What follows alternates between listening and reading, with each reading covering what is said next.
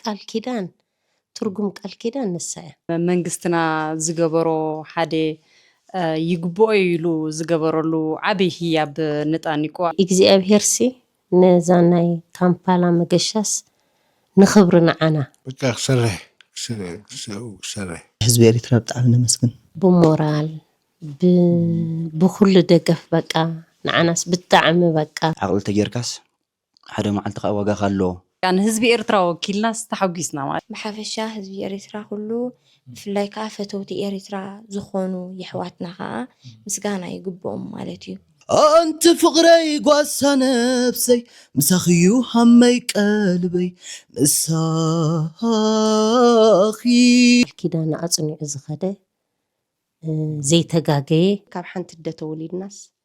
أنا نسانس سماين مريتنا أنا كاب قبو إن العلى زقبركو نجار يبلي نقبو أي غير وندايات بالنخبر طانيكو حجي حتصركس معكم نمنك كافلو بحزن ترابحو تعالنا تيبنا سري كومي زلات ورا كومي زلات ورا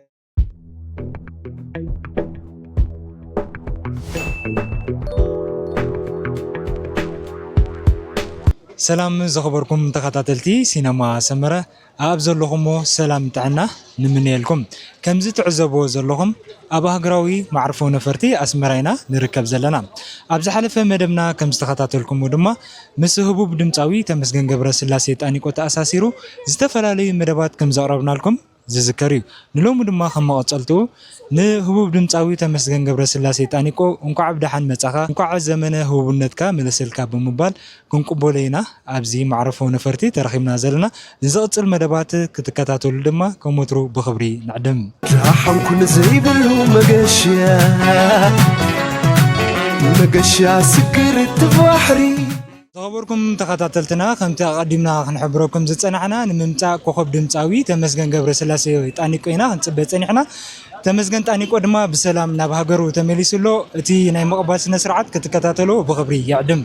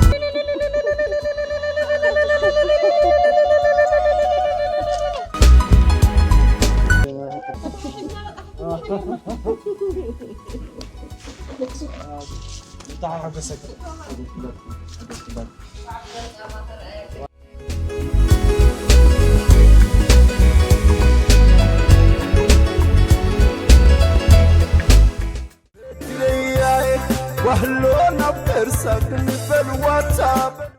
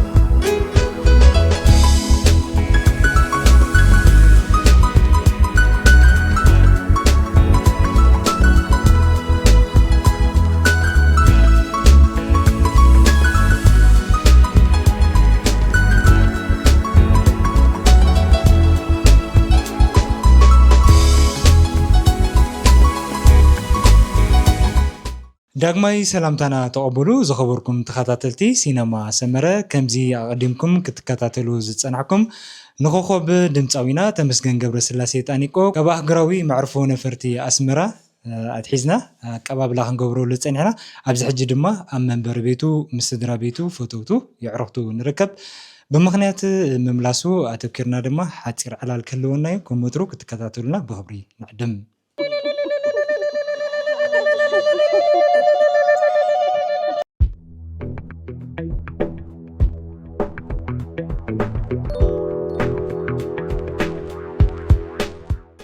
ዝኸበርኩም ተኸታተልትና ከም ዝፍለጥ ምስቲ ነዊሕ ሰዓታት ናይ ኣየር ጉዕዞ ንጣኒቆ ብዙሕ ከነዛርበሉና ግን ገለ ሓፀርቲ ዕላላት ክህልወናይ ጣኒቆ ኳዕ ደሓን መፃኻ ጓላንፅና ራይ መገሻ ከመይ ነይሩ ብጣዕሚ ፅቡቅ ዕውት መገሻ ነይሩ ፅቡቅ ጣኒቆ ካብ ቅድሚ ነዊሓት ሒዝካ ብምክንያት ስራሕ ብዝተፈላለየ ኣጋጣሚ መገሻ ንዓኻ ሓድሽ ኣይኮነን ብዙሕ እዋን ጌሽካ እዛ ናይ ሎሚ መገሻ ግን ምስ ክብርቲ በዓልቲ ቤትካ ህዝባዊት ኮንካ ኢኻ ኣካይድካዮ እሞ ከመይ ኣስተማሂርካዮ ጣኒቆ ብጣዕሚ ፅቡቅ ኣስተማሂሩ ህዝቢ ኡጋንዳ ብጣዕሚ ፅቡቅ ተቐቢልኒ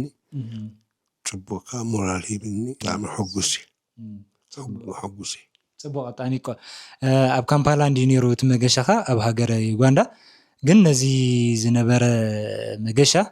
ኣብ ካምፓላ ዝነበረ ወይ ናብ ሃገረ ዩጋንዳ ሙሉእ ዓለም ብፍላይ ድማ ህዝቢ ኤርትራ ኣብ ውሽጥና ወፃእን ኮይኑ ተኸታቲልዎ እሞ ብሓፈሻ እስከ ብሕፅር ዝበለ እንታይ ምበልካና ጣኒቆ ብጣዕሚ ሕጉስ እየ ዕውት ስራሕ ነይሩ የቱ ፅብኽዎ ማለት እዩ ሓሸ የሕጉስኒ ብጣዕሚ ቴንኪዩ ጣኒቆ መላእ ህዝቢ ኤርትራ ብኣኻ ተሰራሲሩ እንድዩ በቲ ጥዑም ቃናኻ ጥዑም ደርፍኻ ምስጋንኡ ከዓ ርኢና እዩ ስለዚ ሕጂ ጣኒቆ ካብኻ እንታይ ኢና ክንፅበስካ ሕጂ በቃ ክሰርሕ ጣና ተይብና ክሰርሕ ሕጂኻ ራይ ንሕና እውን ከም ትምኒትና ከም ትምኒት ኩሉ ህዝቢ ኤርትራ ከምኡ ድማ ብስም ተኸታተልቲ ሲነማ ሰመረ ዓወት ልማድካ ጥዕና ረኺብካ ከዓ ንበጎ ቃናኻ ብዝተፈላለየ ደርፍታት ክትመፀና ተስፋ ንገብር ይቕኒለይ ጣኒቆ ራይ ህዝባዊት እንኳዕ ደሓን መፃኺ እንኳዕ ደሓን ፀናሕኩ መገሻ ከመይ ነይሩ ህዝባዊት ብጣዕሚ ፅቡቅ ራይ እስከ ኣቐዲምኪ ናብ ዝቕድሚ ምእታውናሲ ንህዝቢ ካምፓላ ብፍላይ ድማ ኤርትራውያን ኣብኡ ዘሎ ህዝቢ ኢልኪ ኣድናቆትካ ክትገልፂ ፀኒሕክ እሞ እስከ ብሕፅር ዝበለ ቃል ከመይ ንገለፅ ብሙሉእ ህዝቢ ደገፍ ተመስገን መግለፂ የብለይን በቃ ማለት ክገልፆስ ኣይክእልን ንሕና ንስራሕ ኢልና ተበጊስና ህዝቢ ኤርትራ ከምኡውን ህዝቢ ኢትዮጵያ ብሞራል ብኩሉ ደገፍ በቃ ንዓናስ ብጣዕሚ በቃ ሞራል ሂቦሙና እዮም ብፍላይ ከዓ ህዝቢ ካምፓላ ከዓ ጊዝኡ ሰዊኡ ኣብ ብምሉኡ ዝነበረ ናይት ክለብ ከም እንደገና ዳርጋ 3 ሰሙን ሰኸባና ኣይተፈለዩን በቃ ኣይተፈለየን ህዝቢ ስጋብዝሓ ምፍናው መወዳእታ ማለት እዩ ብጣዕሚ ፅቡቅ ገይሮም ተቐቢሎምና ፅቡቅ ከኣፋንዮምና ፅቡቅ ህዝባዊት ምስ ጣኒቆ ተኣሳሲሩ ክቐርብ ዝቐነየ መደባት ርኢኺ ብሲነማ ሰመረ ዝተሰርሐ ኣብ ዝተፈላለዩ ማሕበራዊ መራኸቢታት ድማ ምስ ጣኒቆ ተኣሳሲሩ መደባት ርእቶታት ተዋሂቡ እሞ ካብቲ ፍልይ ዝበለ ዝወሃብ ዝነበረ ርእቶ በዓልቲ ቤቱ ህዝባዊት እምነዓረስ ንዓይ ዝግባእ እምንቲ ገሊኦም ምስ ቃል ኣምላኽ ብምትእስሳር ንኣብነት ኣብዚ ፊትና ከም ዘላ ደገኛ ሰበይትስ መን ይረኽባ ዋጋኣ ካብ ክቡር ዕንቂ ኣዝዩ ይኸብር ዝብል እሞ ነዚኣ ብልክዕ ትበቅዕሲ ህዝባዊት ሰይቲ ተመስገን ጣኒቆ እዩ ዝብል ነይሩ እሞ እስከ ህዝቢ ምስጋንኡ ገሊፅ ኢልኪ እሞ እንታይ ተሰሚዐኪ? ኣነ ብጣዕሚ ሓጎስ ተሰሚዕኒ ግን እንድዒ እግዚኣብሄርሲ ነዛ ናይ ካምፓላ መገሻስ ንኽብሪ ንዓና ዘምፅኦ ደኣ ኮይኑ እምበር ኣነ ካብ ግቡእ ንላዕሊ ዝገበርኮ ነገር የብለይን ግቡእ እየ ገይረ ማለት እቲ ሰበይትኻ ክትገብሮ ዝግባኣ ልዕሊ ግቡእይስ ኣይገበርኩን በቃ ብሓም ኩሉ ግዜ ትሕትና ዘለዎ ሰብ ገይረ ይበልን እንዲ ግን በዚ ኣጋጣሚ እንታይ ክብል ምደለኹ ሰብ ዘኽብርሲ ነብሱ የኽብር ዝበሃል ናይ ኣቦባት ምስል ኣሎ ማዕሪኡ ድማ እቲ ረኺብከዮ ዘለኺ ክብረት ርኢና ኣለና እሞ እስከ ደቂ ኣንስትዮ ኣሕዋትና ሓዳር ዘለዎን መንእሰያት ኣለዋ ገሊኡን ኣብ ሓዳር ምግባር ኣብ ምድላው ዝርከባ ኣለዋ እሞ ካብቶም ተመክሮ ተበጊስኪ እስከ ምዚ ከነልዕሎ ዝፀንሐና ሓሳባታት ተኣሳሲርኪ ህዝባዊት እንታይ ማዕዳ ወይ ለዋ መመሓላለፍኪ? እንታይ ክብል እቲ ቃል ኪዳን ትርጉም ቃል ኪዳን ንሳ እያ ማለት ሰብ ብልክዕ ቃል ኪዳን እንድሕር ክትገብር ኮንካሲ ሓሚሙ ፀሚሙ ሓሚማ ፀሚማ ንኽትኣልይኻ ቃል ኪዳን ትገብሮ ሕጂ እዚ ከዓ እግዚኣብሄር በቃ ከምኡ ንኽገብራ ኩላተንስ ምስተውዓለ ንኽፈተለን ንብለን ኣሜን ኣሜን ከምቲ ኩላህና ንፈልጦ ኤርትራውያን ደቂ ኣንስትዮ ሓበን ሃገርክን ሓበን ህዝብኽን ዲኽን ስኺ ድማ ሓንቲ ካብኦም ኮንኪ ኣብ ቃል ኪዳንኪ ኣብ ኩሉ ኩነታት ሓሚሙ ፀሚሙ ርሂዎ ደኺሙ ከይበልኪ ኣብነት ስለ ዝኾንክና ብስም ተኸታተልቲ ሲነማ ሰመረ ኣዝና ሕቡናት ኢና በዚ ኣጋጣሚ ድማ ክገልፃ ዝደለኹ ኣምነ እውን ዘይገለፅክዋ ማለት እዩ ኣነ እቲ ግቡአይ እንደ ገይረ ናቱ እውን ክግለፅ ዘለዎ ኣብቲ ንእስነቱ ኣብቲ ሽም ዝረኸበሉ ኣብቲ ህቡብነት ዝረኸበሉ ቃል ኪዳን ኣፅኒዑ ዝኸደ ዘይተጋገየ ህዝባዊት ምስ በለ ምስ ካልእ ዘይተረኣየ ምዃኑ ከዓኒ ናትኻ ክገልፀሉ ይደሊ ባዕለ ጣኒቆ ምስጋና ትገልፅ ኣላ ህዝባዊት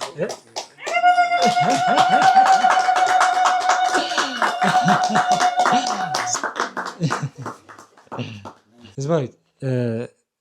ኣብ መላእ ዓለም ዝርከብ ህዝቢ ኤርትራ ጥራይ ዘይኮነ ፈተውቲ ጣኒቆ ኣብ ጎረባብቲ ሃገራት ዝርከቡ ደገፎም ክገልፁ ርኢና ኢና እሞ እዚ ከዓ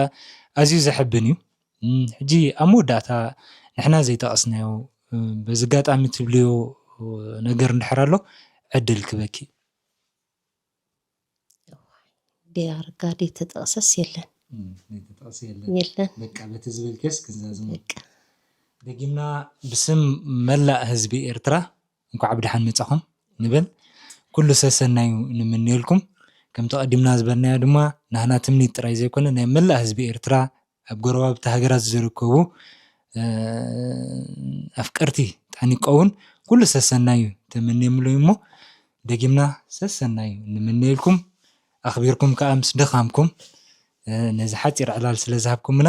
ደጊመ ብስም ተኸታተልቲ ሲነማ ሰመረ ኣዝየ የመስግነኩም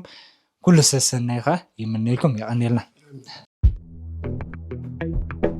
ዝኸበርኩም ተኸታተልትና ኣብዚ ናይ ምቕባል ኣጋጣሚ ምሳና ዝተረኽቡ ኣጋይሽ ኣለውና ሓንቲ ካብኦም ድማ ስነ ጥበባዊት ድምፃዊት ካብቶም ንፈትዋ ናይ ቢለን ድምፃዊት ዝኾነት ድምፃዊት ሳራ ተክለሰንበት እያ። ከምኡውን ምሳና ሓደ ካብቶም ኣብ ስነ ጥበብ ኤርትራ ምስኡ ዝተሓዙ ኣብ ዝተፈላለዩ ንጥፈታት ልዑል ተመክሮ ዘለዎ ሚካኤል ኪዳነ ወዲ ማትሶላ ምሳና ኣሎ። ከመይ ፀኒሕኩም? ብጣዕሚ ተሓጒስና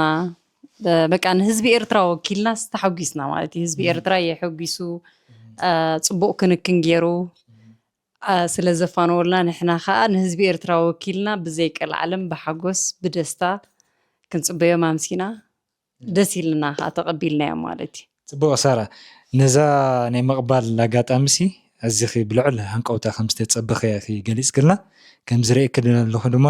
ሓንቲ ካብተን ብሄራትና ዝኾነት ብሄረ ቢለን ዝውክል ክዳን ኢኺ ተኸዲንክ መፂኺ ዘለኹ እሞ እንታይ ክስከ ሓንቲ ካብ ልበይ ዝሓልማ ድፅበያ ዝነበርኩ ነገር ኢልክና እሞ እንታይ ክሒዝኪ መፂኺ ዘለኺ? መሰረቱ በቃ ኣብቲ መንግስትና ዝገበሮ ሓደ ይግብኦ ኢሉ ዝገበረሉ ዓበይ ህያብ ንጣኒቆ ኣብ ዘለናዮ ቤት ማለት እዩ። እዚ ጋጣም ዝምሰማዕኩ ብጣዕሚ ሓጎስ ተሰሚዕኒ ማለት እዩ። ናብዚ ቤት ክመፅእ ከዓ ናብዚ ገዛ ክመፅእ ብጣዕሚ ድሌት ነይርኒ። ወላ ምስ ከማይ ዝኣመሰሉ ስነ ጥበባውያን ተጠርኒፍና ክንከይድ ኢና ሓደ መዓልቲ ፀገም የለን ኩሉ ብፅቡቅ መንፈስ ተቐቢልዎ ነይሩ። መዓልቱ ኣኺሉ ከዓ ኣጋጣሚ ምስ ሳሚ ካሜራማን ምስ ተራኸብና ከዓ ብዕላል ከምዚ ሓሲብና ኣለና ዋ ብፍፁም ንዓይ ከይትገድፉኒ ካብ ቅድም ዝደልያን ዝሓስባን ዝነበርኩ እያ ኣብዚ ኣጋጣሚት እዚኣስ ክህሉለኒ ብዝብል ከዓ ኣዝዩ ደስ ኢልኒ ካብ ውሽጠይ ሓጎሰይ ንክገልፅ እየ ኣብዚ ፅምብል ዝተረኺበ ንኣምላኽ ከዓ ብዘይቀልዓለም ተመስገን ይብሎ ነዚ ጋጣሚ ዝዘርአያና ማለት እዩ። እዚ ሒዘ መፅአ ዘለኹ ህያብ እውን ብስነ ጥበባዊ ዓይነት ርድኢት ንዑ ዝገልፅ ህያብ ሒዘ መፅአ ዘለኹ ማለት እዩ። ፅቡቅ እሞ ናሞ ወዲ ማትሶላ ቅድሚ ምስጋሪ እታ ህያብ እውን ጣኒቆ ብሃንቀውታ ፅበያ ክኸውን ስለ ዝኽእል እስከ ብሓባር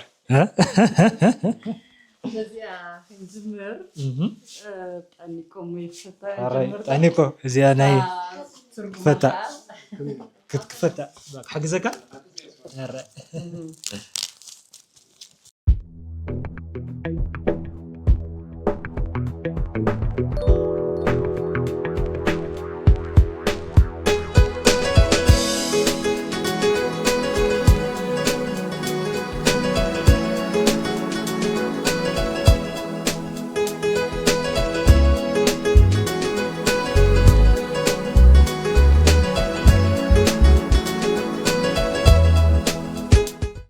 ትርጉማ እንታይ ንምባል ነዚኣ ህያብ እዚኣ መሪፀ እያ። ህዝቢ ኤርትራ በቃ ምስ ኩሉ ፈታውን ደላይ ሰናይ ናይ ጣኒቆን ከምኡ ድማ ንክብርቲ በዓልቲ ቤቱ ህዝባዊት ንኩላትና ህዝቢ ኤርትራ ከዓ የሐጊሶም ናዮም እሞ ኣገና ንምባል ንህዝቢ ኤርትራ ትውክል እያ እዚኣ። እዚኣ ከዓ ብፍሉይ ንጣኒቆ ትውክል እያ ማለት እዩ። ዝፀንሖ ጉዕዞን ብሕጂ ክኾነልና ንምንዮን ከምቲ እሱ ኣቐዲሙ ኣምላኽ ጥዕና እንተሂብንስ ክሰርሕ በቃ ንህዝቢ ኤርትራ ኢዱ ክመልሰሉ ይዝብል ፀኒሑ እሞ ንጣኒቆ በዛ ሓይሊ እዚ ወርቃዊ ግዜኡ ተጠቒሙሉ ከም ፈረስ ክጋልብ ዝፀንሐ እሞ ኣምላኽ ጥዕና ሂብዎ ብዘይቀልዓለም ከምቲ ዝነበሮ በቃ ንሓደ ፅባቐ ክገልፅ ተኮይኑ ህዝቢ ኤርትራ ዋ ፈረስ እኮ እያ ትመስል እዩ ዝብል ንሓደ ሓይሊ ክገልፆ ተኮይኑ እውን ሓይሊ ፈረስ እዩ ዝብል። ስለዚ ብዘይቀልዓለም ብሓይሊ ፈረስ ዝኾነ ንእስነት ሒዙ ስለ ዝመፀና ሕጂ ኣምላኽ ጥዕና ሂብዎ ብሓይሊ ፈረስ ሰሪሑ ንህዝቢ ኤርትራ ክሐጉሶን ኣዝና ደስ ዝብለና መድረክ ክንሪኦን ናትና ትምኒት እዩ። ብፍላይ ከዓ በቃ ናተይ ትምኒት እዩ ማለት እዩ። ኣዝና ኢና ነመስግነኪ ድምፃዊት ሳራ ተክለሰንበት። ዝኸበርኩም ተኸታተልትና ከምዚ ክትዕዘቦ ፀናዕኩም ኪኖ ህያብ ምዃኑ ናቱ መልእኽቲ ዝሓዘለ ህያብ ሂባቶ ዘላ ብስም ተኸታተልቲ ሲነማ ሰመረ ኣዝና ነመስግነኪ። ጣኒቆ እውን ኣዝዩ ደኺሙ ስለ ዘሎ እምበር ምስ በዓልቲ ቤት እውን ልዑል ምስጋንኡ ካብ ገፆም እንፀባረቕ ኣሎ።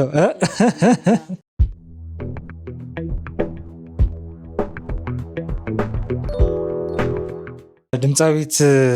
ሳራ ተክለ ሰንበት በለባበሳኺ ሓንቲ ካብተን ተፈተውቲ ብሄራትና ጌርኪ ንክብሪ ተፈታዊ ተመስገን ጣኒቆ ወኪልኪ ክብሪ ሂብከ እንዲኺ እስከ ብድምፅኺ ንክብሪ ጣኒቆ ገለ ዜማ ሓፃር ወንዳያ ትብል ንክብሪ ጣኒቆ ሕጂ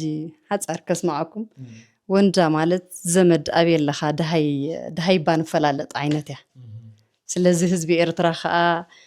ጣኒቆ ምስታ ክብርቲ በዓልቲ ቤቱ ህዝባዊት ደሃዮም ምስ ገበረስ እቲ ዘስምዑና ደሃይ ኣዝዩ ዘኽርዕን ዘኽብርን ስለ ዝኾነ በዚ ኣጋጣሚት እዚኣ ወንዳ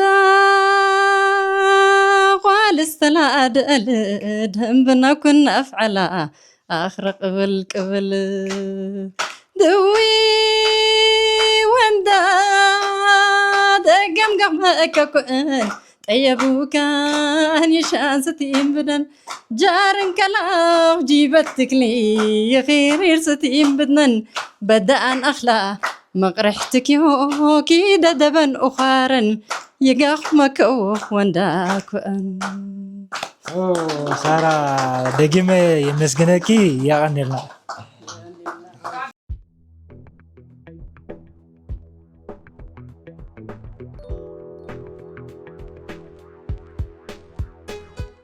زخبركم تخاطاتلتنا كمزي تعزبو زلوهم نكبر دمتاوي تمسجن قبر سلاسي تانيكو أم قبال زلنا أقاتامي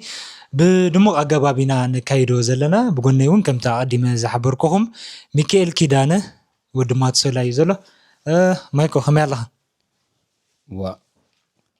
كمزي زعبي تسقايلن تمسجن بسلام ممسوس ناي بحكي حقوسنا خاب حقوسكا زبلت نغير يلن لازم لو ما انت سناي مشيت معلتي مالتي صبق مايكو اقدامي تخفال مس كوخب دمصاوي طانيكو اتا اساسيرنا سرحنا مدبسي حنتي الكانا نيركا هو بن طانيكو هتجلص كلا استيخا نيركا اديتاتنا سي ملله وا دغا مدغغام كيكون برسي أديتنا دا زي طابزسي وا رزين طانيكو رزين زي يبلاني رزين كا اخله مايتو غلاتو صباغه مغلاص مالتيو رزنت نايتي سراح رزنت نايتي اخله ماي نمغلاص يلن زبولو ان نشعو تمسجن قبر سلاسي تاريفوس ناي طانيكو شمس سماي زعرغلو زنبر زبنيو لذي أديتات كتتالنا يتلان جن يبونو لذي ناي بحكي مالتيسي زنو الزخونة سود فلتو يو مقوسا زدليو زناي نورن مالت نمتالع ودي ماتسولا مس تعنيكو تأساسيرو استفلالي نقرات اندي بسمو دسوع نيرو زا نايتقف نقر جن بفلي تي مالت سبزاكيروا ويننا اما بخمي حتيتك نسنت بابا وعزو تمسجن طانيكو تاساسيرو كفل ما يخاتاتي الكايو كاب قدمي خاصيت محتام قال حجي دما ابز درجه بتحنا مو بانقاقحي بزحقس النغرات حجي تبلو نغر انتلك انا نتميز بلا نغر يبلين انا نتمسجن كمتا ابزن زحلف زبلكو طعنا يزمنيلو كاود عبي نغر يلن تمسجن طعنو ناملور تمليسو ابتي زنبورو سرحو ملس يزمنيلو خلا يمنيلن يعني طعن طرح يزمنيلو سون طعنا ترخيو طرح كل نجر كمرحو زخل نابت زنبورو خمص زخل لذي كوا خمس مجمرتا بسلام تمليسو كل نجراتو مورالو منفسو كابت زنبره زحشه خوينو رخيبي له እግዚአብሔር ፈቃዱ ኮይኑ ካ ናብቲ ንቡር ክምለስካ ወትሩ ጸሎትና ማለት راي دقيمة يمسكنك ودمات سلا باسم تخطاتلتي سينما سمرة تا ابز حلف ودمات سلا حانتي هاجراوي درفنا يطانيكو قريب كان يركا بدمصخه اجخا اسك باز بلتك مجمرتا نسو امن لين هم درافا يكون امن لين ስለዚህ امن لين انت اللي انا بزعب غزار راح مسو شخصتي ما كياتو ستمبر زياده رفا زياده جما يبلنن لازم انت ما هو له دحان هذه شنقروا ريفر شنقروا ده تبال ولا أنت يمكن ما يخلو تانيكو اسكا جلا وعنتو هيك إلس تجاجي إمبر تدرب في عقلا تمسخها صبوي له محل الحارس أبزي أمسمت أبزي مستقبل ناس أبتنز حلفا زجبرنان مسناي سينما سمرة سريع هذا جلس سمعي رأيه أبيتي برأيه قاليني مو أنت كميري خادم تسألس أنا سجادك أنا تدرفت خلي خايلني أمين الله مالتي مقبلك حد درفي قابزنا أجي أنا كم تعنتو يدولكم ما زباوي أمنا عرية ما بحكي أمنا عرية سلو زغنت أنا خا أمنا عرية الدرف الله أمنا عرية كم قدم وكوان ترى كي تغير بلعلنا من زي فكره كم قدم الله كي تغير كومي زلو توري كومي زلو توري كومي زلو توري كومي زلو توري تاني كو عركي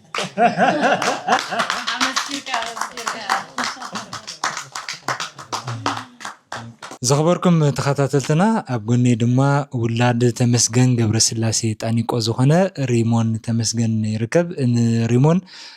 ترعزو بوزلهم مبزحتكم كا حدش مثل وين قص يكونن أب فورتي قات تالنت أما بل رابعي ستيج وين رابعي مدرخ بتيحو زركبيو نتاني كونا قدي محاتيتي نيرا نريمونسي كميتريو يتكادي لينيرا واي نعي كوي حلفني لنيرمو ريمون وددر كمي زلو أبزي ناي فورتي قات تالنت صبو سلام بتعم صبو حراي تمسجن نتاني كو مجشايو كأنيو جدما بسلام نبهجرو تميلسو لومو زي زحلفه بزعبا تمسجن زقني متببع نجرات ريخامو انتي تسمعيكا ريمون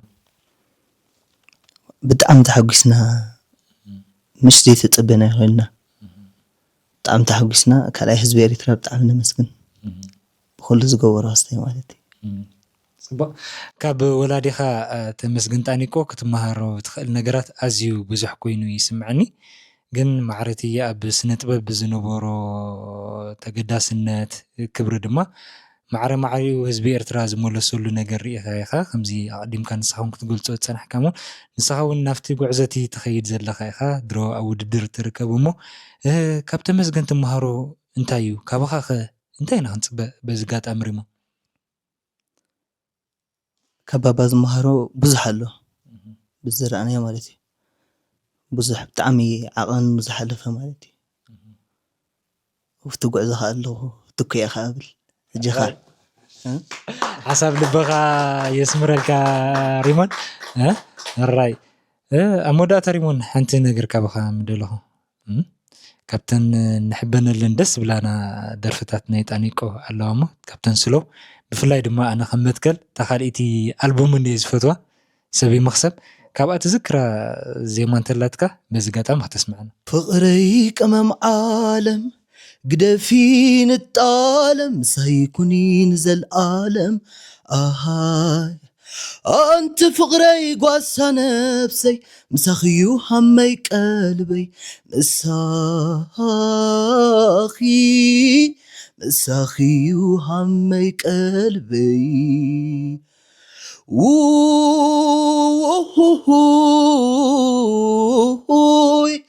رأيهم سماي تمتا نتحاي نعيدو تمثل تأتبلني يفولطون ديز متاني تيالوان سا نسخيت دمكي باركلني مخنياتون تصوريكم أزبلني تحين عيد أليا تخيت قبرني قويتان ديو زئزيزا نقهو بعلات متاني نسخت المكيقن انتاي كوحتاني نا نا نا نا نا نا نا نا نا نا نا نا نا ስለዘፍቅረኪ ካብ ልበይ ስለዝናፍቐኪ ካብ ልበይ ንገዛእ በደልኪ ረብለልኪ ባዕለይ መታን ክትዕመኒ ካዲ ኣካለይ ካባኺ ተፈልያ እንታይ ከም ትኸውን ስለዝፈልጣ ነፍሰይ መእሙነየይ ንግስቲ ናይ ፍቕሪ ፈጣን ሓያል ከም ንስሪ ኣሃ ሄይ ኣሃ ንስኺ ዘይብሉ ከትከቲ ቁሪ ምሳኽስ ወላ ጓህሪ ኣዝዩ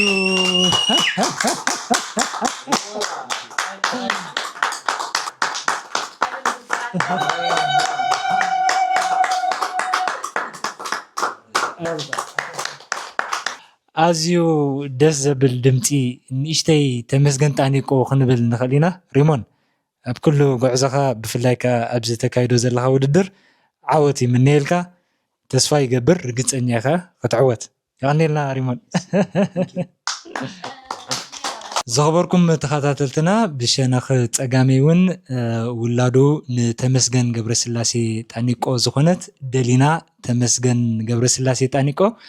ትርከብ። ደሉ ከመይ ኣለኺ? እግዚአብሔር ይመስገን አምላህ ይመስገን።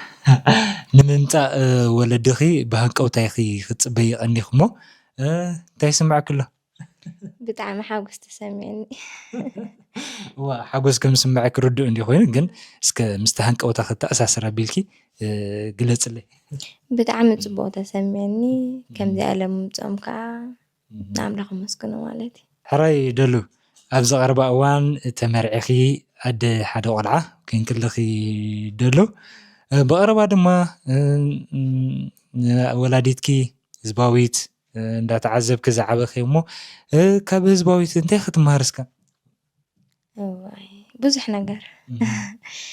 ኣነ እኮ ከም ኣይኮንኩን እንደ እየ ዝብል ምክንያቱ ብብዙሕ ነገር ንዓይ ትበልፀኒ እያ ኣደይ። ምስኪን እያ ለዋሃ ብዙሕ ነገር ኣነ ናታይ ወሰድኩን እየ ዝብል ግን ብዙሕ ነገር ክመሃር ክእል እየ። ዋላ ኣብቲ ቃል ኪዳን ከመይ ጌርካ ትፀንዕ ዋላ ዝኾነ ነገር ሕማም ድዩ ስንክልና ድዩ ኩሉ ነገር ገንዘብ ድዩ ስእነት ድዩ ሃልይወስ ካብ ጎኑ ሰብኣካ ክትፍለ ከም ዘይብልካ ኩሉ ነገር ሲ ብሓንሳብ ሃሊኻ ዝመፅእ ነገር እዩ እምበር ከምዚ ሃፍታም እዩ ገሊልካ ዝተኣትዎ ነገር ዋላ ኩሉ ግዜ እውን ትብለኒ ባዕላ ማለት እዩ። ገንዘብ ርኢኻ ይትእተዎ እንጀራስ ምስ ግዜ ዝመፅእ ኣነ ምስ ተመስገንሲ እንጀራ ዘይብሉ ከሎ ኣብ እንዳስድሩ እየ ሓዳር ጀሚረ ሕጂ ከዓኒ ንሰብ ኩሉ ግዜ ብፍቅሪ ዳኣ ክትነብር ኣለካ እምበር ብገንዘብ ትብለኒ እያ። ሳምኻና ዲካ ብጣዕሚ ሕብንቲ እየ ማሲ ከምኡ ጌራ ሓዳር ትግብራ ደስ ስለ ዝኾነት ፅቡቕ ደሎ ንፅባቐን ፅንዓትን ኣዴኺ ብቐረባ ትከታተል ስለ ዝነበርኪ ክትገልፅልና ፀኒሕክ እንዲኺ ግን ብሓፈሻ ድማ ኣብ መላእ ዓለም ዝርከብ ህዝቢ ኤርትራ ንፅንዓት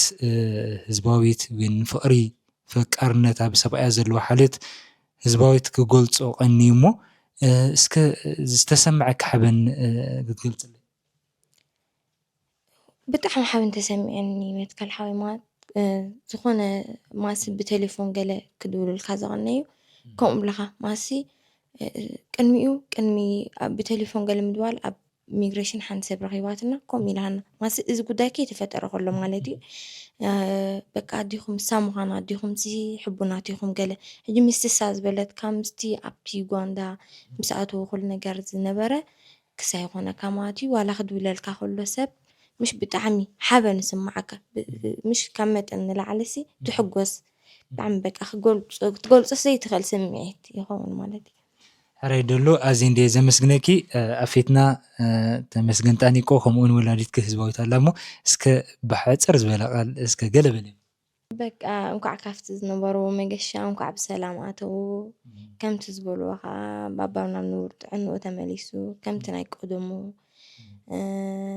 ዋላ ካብ ክንድኡ ኣይኹን ግን ዝዳረግ ንዑነት ዝነበረ ተመሊሱ ኩሉ ክሪኦ ደሊ ማለት እዩ ኣደይ ከዓ ካብቲ ዝነበራ ተፃዋርነት ኩሉ ነገር ሓይላ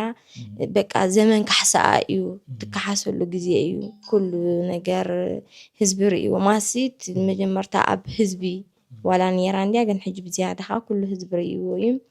ትከሓሰሉ ግዜ ስለ ዝኾነ ብጣዕሚ ሕጉስቲ ደሎ ኣብ መላእ ዓለም ዝርከብ ህዝቢ ኤርትራ ንጣኒቆ ገብርሉ ዝቐኒ ምስጋና ምድግጋፍ ርእይኸ እሞ እስከ ምስጋና እንተለኪ ወይ እንትብልዮ እንተለኪ ዕድል ክበኪ ይደሉ ሓራይ መትከል ሓዊ ብሓፈሻ ህዝቢ ኤርትራ ብምሉኡ ብንዋት ድዩ ብርእሲ ድዩ ብሓሳብ ድዩ ብኩሉ ነገር ኣብ ጎኒ ባባ ዝኾነ ማለት እዩ ሕጂ ጥራሕ ዘይኮነስ ባባ ካብ ዝሓመመሉ ግዜ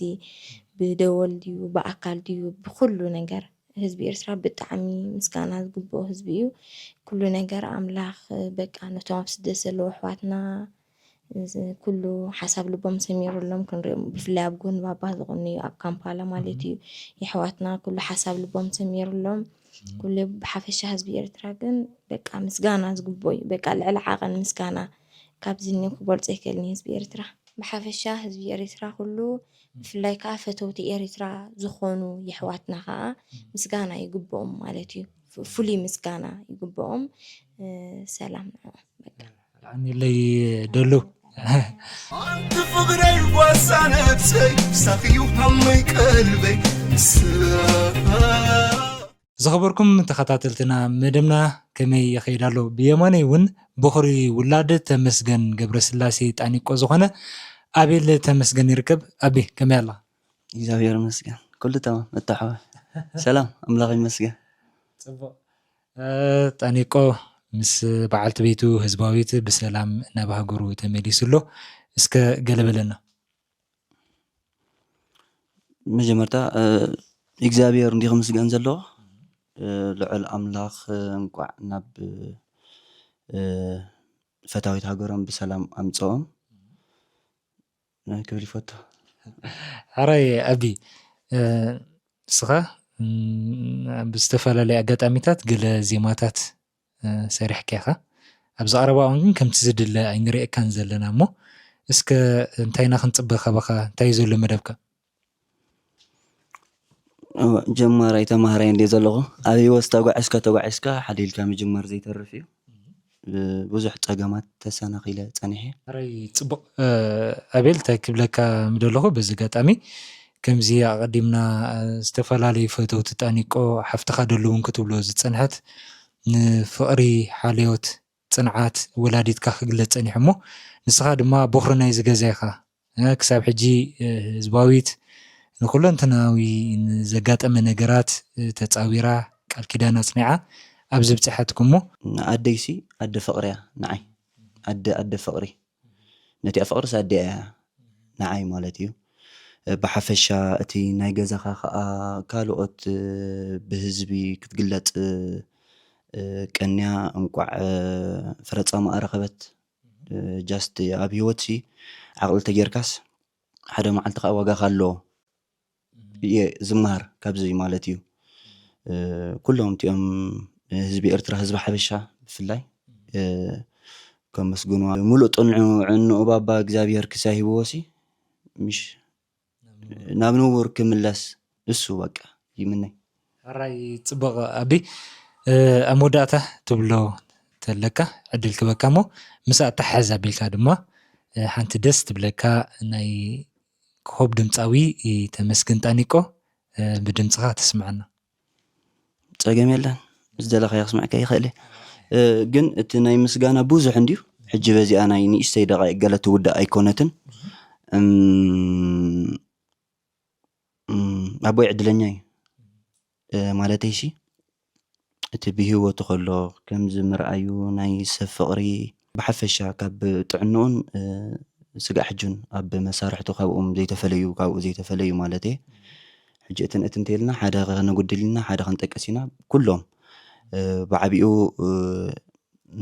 ህዝቢ ኤርትራ ኣብ ኡጋንዳ ዘሎ ወይ ከዓ ህዝቢ ሓበሻ ኣብ ኡጋንዳ ዘሎ مستي موتيفي زغبرو بطعمي مسغانا يلعليو كلهم كل عالم زلو مالتي ولا نعي اميزين كوين هو مالتيسي كله نقول بقى نقول مسغانا كابز عابي كافتي انا مجمرتا سغا عزي اسخم زلخم مالتي نخبر بزي امصيهم زلخم نقولاتكم يمسغن كابزتي زنورن لعل اغزابير طعنا خساغيرلو يس كسمعنا يو تالنت دي ولا ان شاء الله مستنو يحزي درفو قال كمان مش اميزين كوين زني حجنا يغواندا زراني انا لايف تصبو ايوب سالسيت خاسيت بيلا مستيوم ناي مجمرتا بعد اكل قال مستيوم نفعت كوينسي مسوم كوينس سالسيت خاسيت خسمعنا بعد عبد ليتي كم كل سمات تمني تالنت اولاد زي مصحف قرنا عندي فوتوا كله موغدال ابيو تغمي نمنك كافلو بحزن ترابحو سقايز تدمرو نسخن ديخين يركني كنديل برهان منتي أبحر ستيم كني عويرو خلواتي زغبركم تخاطاتلتنا كمزي تعزبوا زلهم ابتقاي نمقبال تمسجن تانيكو بخمس تريقوا زلهم عقباب بنا مفلحة تركب زلا اسكا اللالينا منيخي مستعزب تتلالي أنا حفت هزباي تسفاي سيد أنيكو مالتي فيور تسفاي بحال فيوري تسفاي هراي فيوري حفت هزباويت مستفلاليو تعزبتي كوهابا زقني رئيتو وينات نوت رئي خير لخي اسكا كم حفتا مسأز عبقي كساب زغنكي بهرياتا يتفاكي بالني قن انتاي تسمعي كسكا سمعت كقلت لي باخي بطعمي مالسي سل دخي بالكرم نيرو يتمسكنسي مسكن زوب يسبت فلطة قن اتحافتي بزح نجر زحلفتو هزوايت مالسي أزياد عمت سبيع أزيا لواه زخونت حفتي مالسي كاب حنت الدتو وليد ناس أنا نسانس سماين مريتنا لك عمت سبعي دقولت مالتي ما سوت راح زي كونس ولا أنا قلته نتصوتا إيه دا أمبر حفتي سفليت سبيع بحتيرو أبدك أدلوا أبسب أيا أدلوا كبري ما سيئنة تبل تأمي تبل جاني غني لا نصرت إرا أي تخيد بزعبا سو آيات راح تحسب بزعبا سو آيات راح كتشنا ننوح عمت هالزحلفة تجزي مخا خمزي له هزبي إرترا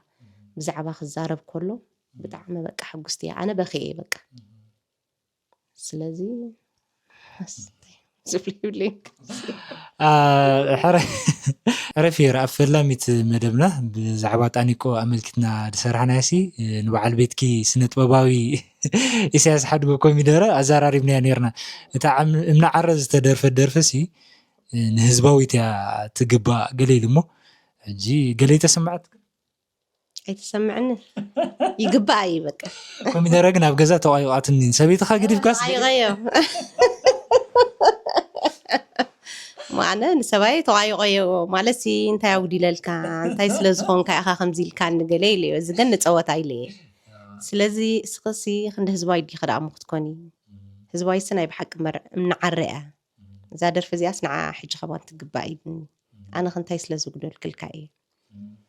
وامو دي حامم كدي خدا لي خن مو حامم دخفتنكي لني حمم دم ولا اللي خني مو حمم كفتنك منتي لاني ماسي نفعتي كون كنا يبلكني كنت هزوايت جن ربع خماني بالكني سلازي حقيقة سنة سرعتان لو نتانا تحساس بانجين ده ما نقول نسيتي أي دوغماني عملتي ولا حفتها تكون سبيتيسي كم زوايت ده بزح كل ساكلني أنا أراي فيري بنون قريبات قنفلكم اسكا اموداتا بزغات امزي تبليو ملختي انتلكي عدل كبكي بزعبا زخون يكون مچم تمسكن زغلكم بيت صنحنا كونسرتي ابي غواندا ماس خمزين عقب بمرأي ناس بقى عندي حقوس ناس وسن يبلن بقى وسط راح كازي يكون لعليو بقى خنرينا تسفان حجي أب الساعات زي كل هزبي ارترابو زي تحقوسي يلن بو كابخاتكم جميرو مالتي مولو عداق عربي ديو مولو إيروبا ديو ብኡስ በቃ ዘይተሓጎሰ ሰብ ዘይተዛረበ ሰብ ስለዘየለ ሞራል ገይሩ ካብዚ ንላዕሊ ሂወቶም ኩሉ ነገራቶም ተለዊጡ ክንርኢ ተስፋ ንገብር يعني لي فيري أنا ون بسم تخطاتلتي سينما سمرة أزي زمسنكي إذا تعمت بونكي خاء هنستمع أرى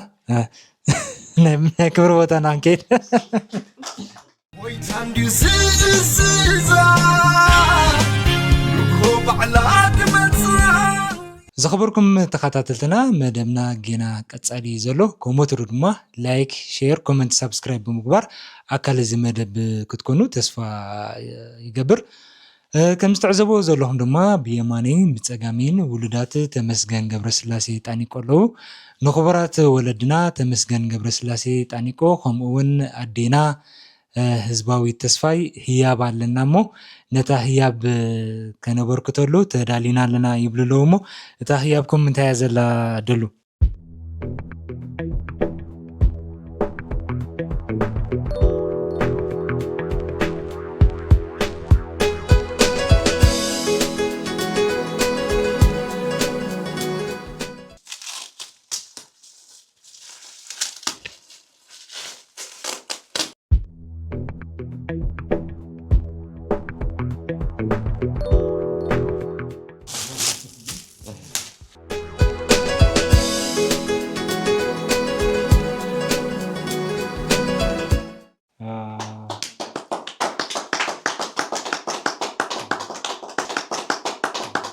راي انت يبللو